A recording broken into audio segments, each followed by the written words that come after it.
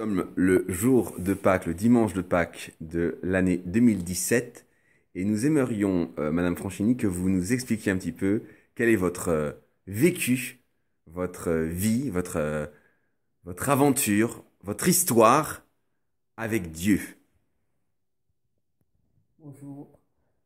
Mon histoire avec Dieu, elle commence très très tôt. Lorsque j'allais au catéchisme dans mon petit village, nous avions un prêtre qui, pour moi, correspondait aux critères d'un véritable prêtre, c'est-à-dire soutane, etc., qui s'appelait l'abbé Sébastien. Il nous faisait le catéchisme. Et j'étais émerveillée de voir que malgré tout nous les enfants, nous l'embêtions, nous le charrions, enfin, et qu'il restait toujours calme. Rares étaient les moments où il s'énervait après nous. Donc j'ai déjà été un petit peu surprise. Et il nous enseignait la vie du Christ. Et j'aimais beaucoup écouter tout ce qu'il disait. J'ai poursuivi mon affaire religieuse où j'ai été très très impressionnée lors de ma communion solennelle. La communion solennelle, à cette époque-là, on faisait une retraite. Mais qui disait retraite, c'est-à-dire que nous allions tôt le matin, on avait le catéchisme, on avait les explications, on avait les rencontres, et j'avais été très très impressionnée lorsque justement ce prêtre, l'abbé Sébastien, pour le nommer, nous a montré un film sur Sainte Thérèse, sur la vie de Sainte Thérèse. Alors, j'avais été très très très très impressionnée à tel point que après moi-même j'ai demandé à faire le catéchisme aux plus jeunes. Donc je dois dire que j'ai toujours été en relation, je dirais, avec la spiritualité, avec le Christ, avec Dieu. Donc, dans la logique des choses, je voulais faire un métier qui soit en rapport avec ce que le Christ a enseigné, c'est-à-dire aider les autres. Effectivement, je suis infirmière libérale, bon, infirmière, donc je m'occupe de soigner les autres. J'ai également il y a eu plein de choses dans ma vie, des hauts, des bas. Et lorsque j'ai été enceinte, j'avais demandé surtout de ne pas avoir de fille pour des raisons personnelles, etc. Et le Christ, Dieu m'a accordé cette chance. D'ailleurs, tant que je n'ai pas su, comment dire, parce que j'ai eu une césarienne, donc automatiquement j'étais endormie. Et tant que je n'ai pas su si j'avais eu un garçon ou une fille, bon, les infirmières me disaient que j'étais très très très très agitée et ils ont été au moins à 5-6 pour me tenir alors que je faisais la moitié du poids que je fais actuellement. Vous imaginez. Lorsque j'ai su que c'était un garçon, le calme et l'apaisement total. J'ai donc eu mon garçon. Donc je dis, c'est pas par ma volonté, c'est pas par la volonté des hommes, mais c'est grâce à Dieu. Donc je voulais que ce garçon ait mes initiales. Pour moi, c'est très très important, les mêmes initiales que moi, parce que j'estimais qu'on faisait qu'un. Puis le cours de la vie a continué, mais ma vraie rencontre réelle avec Dieu, c'est lorsque j'ai eu donc cette expérience lors d'une formation de sophrologie où cette formation, bon, en tant qu'infirmière libérale, nous devions, pour pouvoir aider la population, pour pouvoir aider les personnes qui allaient partir, c'est-à-dire qui allaient mourir, il fallait que l'on sache exactement plus ou moins ce qu'elles ressentaient. Et par la sophrologie, c'est-à-dire qu'on vous met en conscience modifiée, on nous a fait approcher de très très près de la mort. Donc, on devait ressentir ce que les patients pouvaient ressentir. Ça se passe en plusieurs étapes pour pouvoir après pouvoir les aider à passer toutes ces étapes et à pouvoir les apaiser et à les emmener sur le chemin de ce que j'appellerais l'autre vie.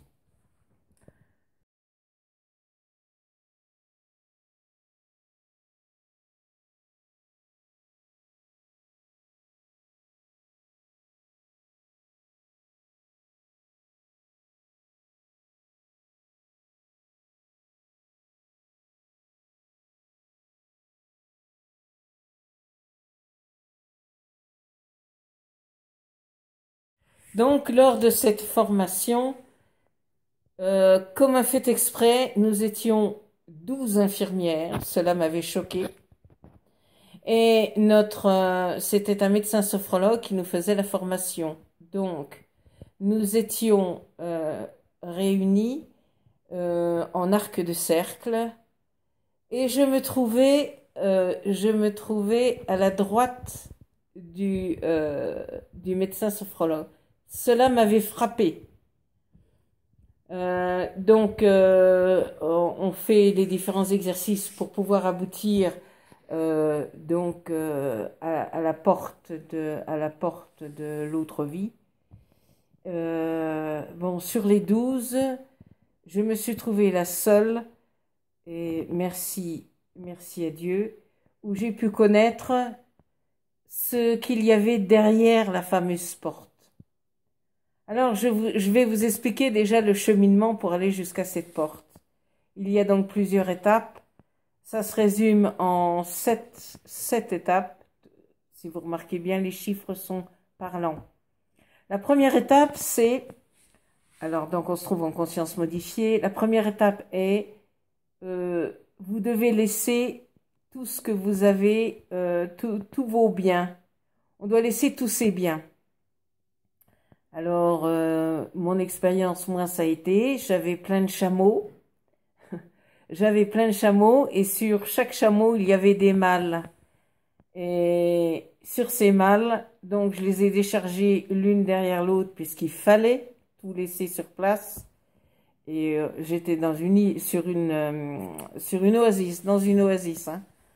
Il y avait plein de monde qui était là. Et moi, sur mes mâles, c'était marqué histoire, géographie, grammaire, français. Donc tout ce qui avait attrait aux livres. Il est vrai que j'aime beaucoup les livres. Donc j'en conclus que c'est ce que j'aime le plus. Donc conclusion, j'ai donc déchargé tout ce que j'aimais. Et il fallait tout laisser. Ensuite, il fallait continuer son chemin. Et sur la deuxième colline, parce qu'on nous parlait en signe de colline, il fallait laisser tous les êtres que l'on aime. Là, ça a été très très difficile pour moi. Alors, je vais vous expliquer ce que j'ai vu. Il y avait un arbre, j'arrive dans un tournant pour monter la colline. Il y avait un arbre, cet arbre était complètement dépouillé, mais il y avait une pomme. Et dans cette pomme, je voyais mon fils qui me faisait comme ça, avec un grand sourire. Ça a été difficile, là ça a été difficile. Hein. Je voulais pas quitter l'arbre, hein. Je voulais pas. Bon, mais j'entendais, tu dois laisser ce que tu aimes, tu dois laisser pour poursuivre ton chemin. Donc, je me suis retournée et j'ai continué. À un autre tournant, je vois encore un arbre et là je vois 2 pommes. Des pommes, pourquoi, je n'en sais rien, mais 2 pommes. Et dans chaque pomme, c'était le visage de mes parents qui me faisaient aussi signe, qui me faisaient comme ça avec un sourire, sans une parole. Donc, je les ai aussi laissés. Et j'ai continué mon chemin. Et je me suis endormie. Je ne sais pas ce qui s'est passé tout le restant du chemin. Par contre, j'entends, vous arrivez à la 7e colline. Donc, c'était le bout du chemin. À la 7e colline, d'un seul coup, je me réveille et je suis face à une porte immense. Il faisait sombre, mais je voyais cette porte. Elle était immense. Sur cette porte, c'était comme une porte d'un château fort et qu'il y avait une cloche en bois qu'on fait comme ça. Mais elle était haute, elle était haute, elle était haute. Et je tends le bras et d'un seul coup, j'ai la cloche dans la main. Miracle.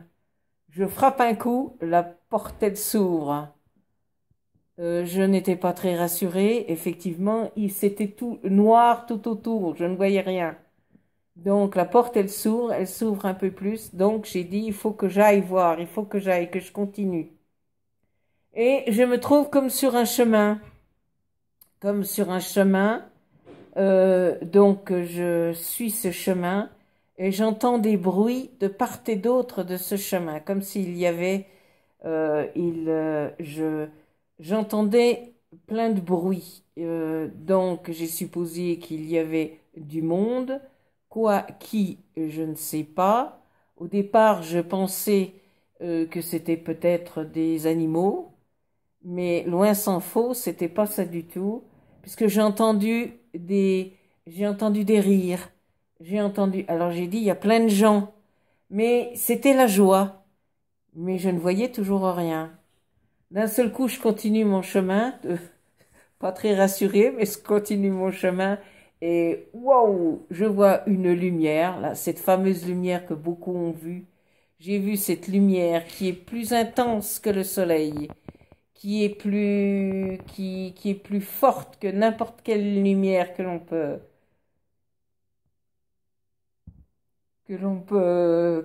voir ou que l'on peut, mais je pouvais la regarder en face. Alors je me dirige vers la lumière, naturellement. Je n'allais pas aller vers on pourrait dire les ténèbres. J'arrive et il y avait encore une autre lumière encore plus intense à l'intérieur. Donc j'arrive complètement ébahie, complètement interloquée. Et là, je crois qu'il aurait pu arriver n'importe quoi. J'étais fixée vers cette lumière-là. Et d'un seul coup de cette lumière, il y a une main qui sort. Cette main me dit, prends ma main et n'aie plus peur. Je m'accroche fortement à la main parce que la voix était très douce, très, comment vous dire, on ne peut pas décrire ce que l'on peut ressentir. J'ai pris cette main-là et me l'a entourée d'une spirale d'amour comme jamais je n'ai pu ressentir, et je crois pas qu'on peut la ressentir. C'est fait de joie, mais d'amour et de bonheur, c'est ce que j'appellerais le bonheur absolu, qu'on ne rencontre pas ici, pas du tout. Et naturellement, je voulais pas du tout lâcher cette main, et je voulais surtout rester dans cette spirale. Parce que à ce moment-là, ce que j'entendais, les cris, les rires, la joie, commençait à s'éclairer. Et j'ai vu que c'était rempli de monde, qu'il y avait plein de monde, qu'il y avait plein de monde. Et tout le monde était heureux dans un bonheur total. Vous pensez bien que je voulais surtout pas revenir et rester là-haut. Malheureusement, j'entendais qu'on me disait, tu ne peux pas rester là-haut. Ce n'est pas encore ton heure. Tu ne dois pas rester. Je m'accrochais de plus en plus à la main. Logique. Je m'accrochais de plus en plus à la main. Je voulais surtout pas.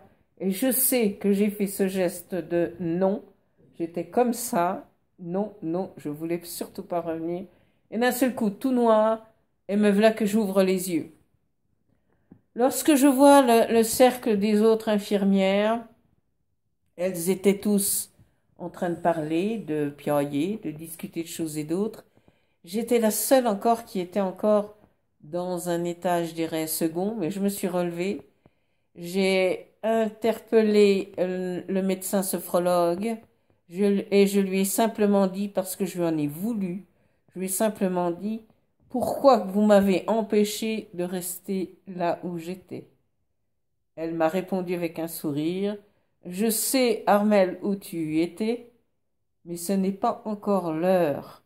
Ce n'est pas ton destin pour l'instant. Tu ne dois pas, tu devais peut-être le voir, mais tu ne pouvais pas rester là-haut. Alors après, j'ai compris, mais elle m'a fait expliquer qu'est-ce qui m'était arrivé. J'ai donc parlé à mes 11 consoeurs qui ne m'ont, je suis sûre qu'elles ne m'ont jamais écouté. Elles n'ont jamais entendu ce que j'aurais dit.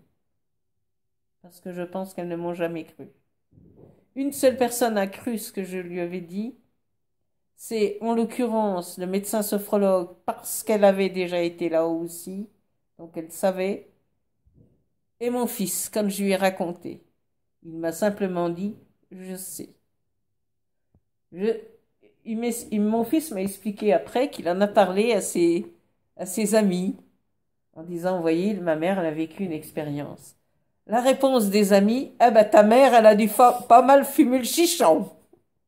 Mais moi, je sais ce que j'ai vu, je sais ce que j'ai ressenti, et je témoignerai toujours de la même façon que Dieu existe, Dieu est amour, et si on croit en Dieu, on a vraiment la vie éternelle.